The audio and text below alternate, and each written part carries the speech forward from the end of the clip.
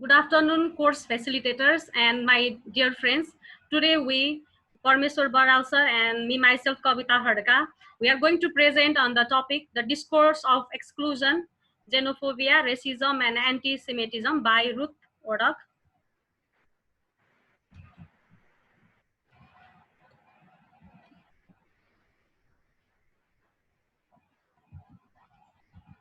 Ruth Wodak is a discourse analyst who was born in 1950 and who taught applied linguistics in University of Vienna and has been working in University of Lancaster since 2004.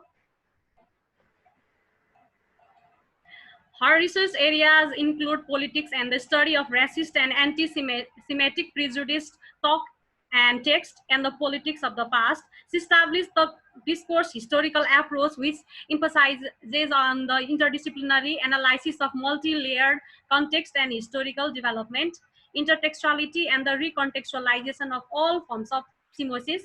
More recently, her focus is on European identity politics, multilingualism, the reemergence of radical right-wing populist parties and European Parliament 2011.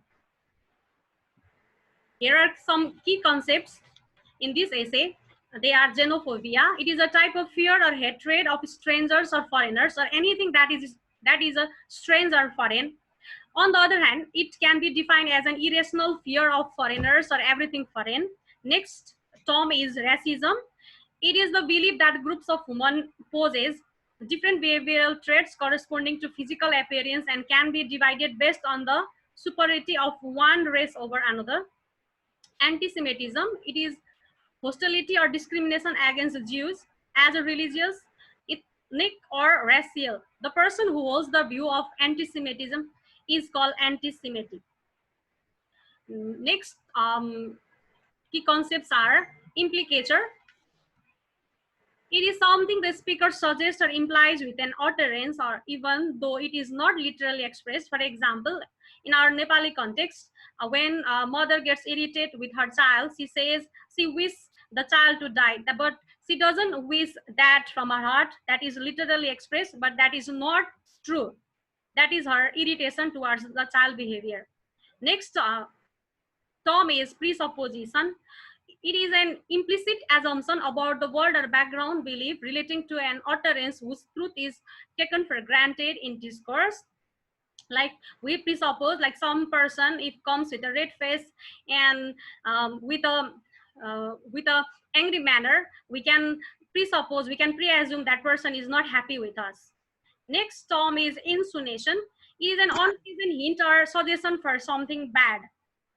Like in Nepalese context, what we say is, like, to black people we say the word gore, which doesn't mean that person is white, but we are using that word to tease that person. Next is allusion. It is an expression designed to call something to mind without mentioning it explicitly, an indirect or passing reference. Now, in many European countries, the extreme right have defined their electoral programs under the rubric of nationalist, populist slogans and have adopted more subtle, that is coded forms of racism.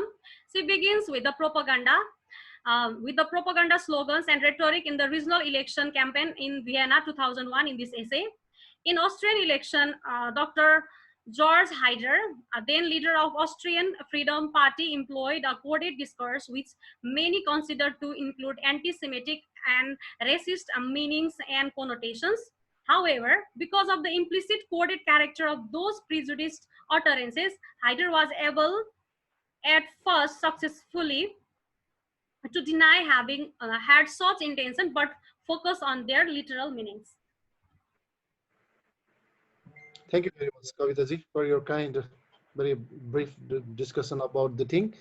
Let me make the short background about it. And as Ruth Wodak talks about, or particularly she has cited the example of 2001 election in Austria, in which the then leader of the Australian party has employed a coded discourse which elded xenophobia, anti-Semitism, and because of that he was able to win the election. Okay, And for that, what he did was that during that election, Australia was divided into two fractions, two type of people, and one type of people were the Jews, where the other were the Australian Aboriginals. And it was almost impossible for him to get the victory over the election without getting the support, or without getting the vote from those Jewish people. So he used different techniques, especially it is called discourse or the coded technique for getting the victory in the election. Therefore, on that election, he hired Stanley Greenberg as a spin doctor. A spin doctor is like a speaker or the chief of the media person from the East Coast, and has made the propaganda that Greenberg from the East Coast and Hyder from the heart of the Bena. Because as I have just mentioned, people in Australia were divided into two geographical categories, and it was quite easier for him. Once he employed Stanley Greenberg as his spin doctor, because he was from one of the Jewish communities from the eastern part of the Austria, and he himself, Haider himself, was an aboriginal Austrian, that is Vietnamese. That's why, and he used the propaganda technique, right? That is, my friend just mentioned that Haider used anti-Semitism, racism, and xenophobia, those kind of implictures, and all those kind of discourse analysis techniques to get the sentiments of the people. That's why he told how someone, his opponent was a Muzikant, Dr. Ariel Muzikant. He's called Ariel, right? Ariel, and this there is a paradox. Ariel, that is detergent, can have much dirty linen. Even if its plain meaning is that a detergent is responsible for eradicating all those kind of dirtiness in our clothes, but he has got dirtiness in his mind, in his speeches, is what later on Haider proves it. So anti-Semitism, according to Ruth Wodak, is racism without racist. What does he mean to say racism without racist? Is that he used those kind of coded language, not to have some sort of violations or some sort of divisions between the people. Rather, what he used those kind of coded language was to get the sentiments of those people. That's why he called anti-Semitism as the racism without races. So his propaganda was racism without race, and using that slogan, he was able to get victory, even if there were so many Jewish people. And his competitor Muzikant, Dr. Ariel Muzikant, was himself from a Jewish community, right? And there he used another technique, like the discursive construction, like us and them. Okay, us was, let's say, in its pure form, us was those Aboriginal Australian people, and them were those people who belong to Jew community. And it is the foundation of prejudice, anti-Semitic, and racist perception and discourses. And he used us and them technique to attract the sentiments of those people. Therefore, the discursive construction starts with labeling social actors, proceeds to generalization of negative attributions, and then elaborate arguments to justify the exclusion of many and inclusion of some. What does it mean to say is that we have to label the social actor, like in the given essay. What Dr. Haider does is that he tells that he has no sentiments towards even if being the Jew people, right? That is, and then after he makes the generalization negative. Later on, I'll come. Please change the slide. Now, immediate context of the incriminated utterances. In the election campaign, Haider accused Muzikant of being hostile to Jews. Being himself a Jew, what does in the political campaign, and especially the political speeches that Haider has made, was attacking his competitors, that is the Muzikant's view, and by referring that he is hostile to Jew, that is dirty linen, being a criminal and non-politician. And what does he mean to say is that if a non-politician is brought, or if a non-politician is brought as the president of the country, then he won't be able to do good welfare for the people. And he himself and then after he has been attributed as the criminal, not by the acts but by the speeches and the coded languages where the things that Haider has used to accuse Muscat. So Haider attacks political opponents by he insults Dr. Ariel Muscat personally and in his function in Jewish community in Australia, because his purpose was to get the his purpose was to get the sentiments of those Jewish people so that he will be able to get victory in the election. So he accused Muscat being dirty. Dirty linen means, let's say, here is an analogy. The analogy is that a detergent, that is Ariel, is a type of detergent, and the detergent is responsible for eradicating or removing all those kind of dirty things, but he himself is not doing it. That's why Wodak lists some interesting existential presupposition at Haider's work utterances during his election campaign, and those kind of presuppositions are the following. The first one is Muzikant has actually made criminal moves because he seemingly exploits the interest of Holocaust survivor for himself and for his business. It is needless to say that Holocaust is the act in which Hitler killed 6.6 million, 6.6 million Jews only to make his God happy. But here, let's say, here Haider is accusing that Muzikant is not serious to those people who are survivors from the Holocaust, and he is using all those kind of things only for his business, nothing else. Or seriously, please change the slide. Seriously, he is not doing something for the betterment of the people. Secondly, and simultaneously, a chain of anti-Semitic insinuations, such as associated like all Jews are rich, they are businessmen. For example, we also have got, if we go to Tarai region, and if a Brahman wants to get the victory over those kind of Tarai people, then what does he say? That all the Marwari people are rich people. All the Marwari people are very good people, very respectable people. In the same way, Haider has used that Jews are rich, all are businessmen, and all those kind of things. Another technique that he used is that he managed the geographical distribution. That is, he used Eastern Code, that is Stanley Greenberg, and the heart of Vienna, the mayor of Vienna, to make the representative of the increasing election campaigns. That is implixer or the a network of presuppositions. For example, in our case also, what happens is that if there is an election of the local election, that is a rural municipality, what we do is that we try to include a woman and a Dalit and some other underprivileged people. This is the example. The function of political speech should have. Now, according to Wodak, what does he mean to say is that when a politician delivers a political speech, then the message should be quite persuasive, like that of Gagan Thapa, Madan Bhandari, or something like that in our case. And positive self-presentation. The speaker should have some sort of positive self-esteem. Whatever he describes about himself, it should be quite positive things, and he should talk negative about other. And populist rhetorics like "Maile jite bhane I'll do like that," right?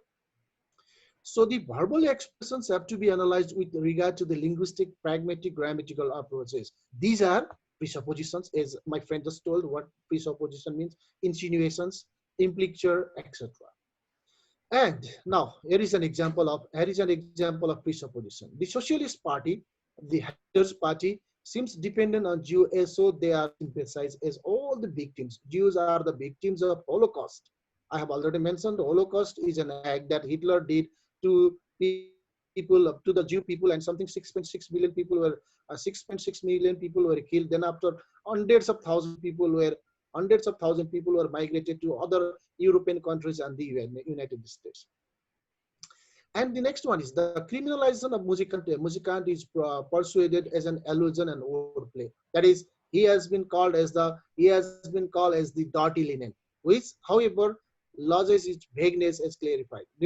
As for example, Ariel is a detergent, but still dirty. That is a humor. That is Muzikant. He wants to put that Muzikant being a Jew, he won't be able to address the issues of Jews. He won't be able to justify them. That's why please cast me the vote and I'll be able to capture your name. So in it, two ambiguities were presented. That is the criminality of Muzikant and the anti-Semitic stereotype. That is that is dirty Jews. Dirty Jews is allowed. Though through abusive wordplays, Haider started an interaction with Mujikant, who responded next day and took Haider to the court. That is Haider used those kind of coded language. Okay, and then after he even Haider even invited Mujikant for the open discussion, like we can find television discussion about let's say about the campaign or election campaign, as well as what their manifesto has got. In the same way, Haider invited Dr. Ariel Muzikant for an interaction, and next day he responded, and later on, because of Haider's language, Haider coded language, he was dragged to the court, but court could not do anything. Therefore, argumentative speech can be adequately analyzed with the help of pragmatic concepts. These pragmatic concepts are presuppositions, wordplay, implicatures, allusions, like presenting Dr. Muzikant as a criminal. Next, please. So discursive macro strategy were divided Australia into two. That is true Benis, that is people from the capital, Bena, that is us, and those people, those who allow themselves to be influenced by the Eastern court, powerful Jews then. That's why in Bena, people were divided, sorry, in Australia, people were divided into two categories. That is original Australian, they are called us, and them as the Jews. Especially those Jews might have migrated from Germany in a long way back. That's why uh, Dr. Haider employed Stanley Greenberg as a Haider's party, as a spin doctor, which made the image of the Jew. And the purpose was that, let's say, in the Australian Socialist Party, which is the right wing, not the left wing, in the Australian Socialist Party, Dr. Stanley Greenberg, one of the famous Jews, okay, was made the spin doctor. That means it helped to improve the image of that party. Not only that, if a very famous person is the spokesperson of that party, then why should we be aware, or why should we be afraid of that party? Such kind of image making work was done by Haider to employ Stanley Greenberg as a spin doctor. And its meaning is that Jew or the other Australians or other ethnic origin are to be considered as being on the same level, even if they have Australian citizenship. That is, every person has Australian citizenship, but all of them were the Australian. In this way, Haider was able to win the national election. Let me give you an example of xenophobia, anti-Semitism, and racism in Nepal. Suppose I'm a son of Brahmins, right? I hold all those kind of traditional Brahmins view, and if I present my candidacy in an election, at that time, being a Brahmin, I will be able to get the sentiments of those people who are Aryans, but I won't be able to get the sentiments of those people who are the like Gurungs, Magars, or the Mongolians. In such a context, from Nepali context, if I employ a very strong Gurung person as my spokesperson or the head of my election campaign, okay, if I present him that way, it is the perfect example of xenophobia and anti-Semitism. Not only that, at the time of addressing, or at the time of providing the speeches during the election campaign, if I use those kind of words, those kind of sentences that catch the sentiments of those Gurung people, like people say that Gurung people are the slaves of British or the Indian people. If if through my speech, if I help to remove such kind of misconception, that is a way of earning. They are making the good image of the country and something like that. I'll be able to get the sentiment of those people. Thank you very much. Is there anything, madam? No. Finished Thank presentation. you very much. Now we can stop the recording.